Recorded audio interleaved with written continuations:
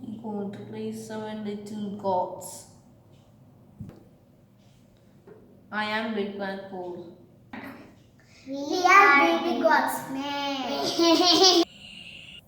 Once there lived a mama god and 7 little baby gods. Children, mummy is going to the supermarket to buy bread and cookies for you. A big bad wolf is around here. Don't open the door for him. Okay, mommy. The mummy god went to the supermarket. At that time, a big bad wolf came to the house of the little gods. He knocked on the door. Open the door. My mommy is back. Oh, mommy is back. Our mommy had a sweet voice. You have a rough voice because you are a big bad wolf. Wolf went to the shop and eat some chalk and made his voice sweet. Open the door, mommy. Your voice is sweet, but your legs are black. You are sure the big bad wolf.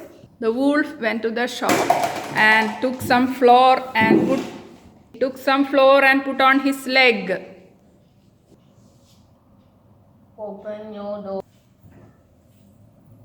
Open the door. The little gods, thinking that their mummy is back, they opened the door. The big bad wolf get inside the house of the little gods and gobbled them one by one. Put it in your mouth.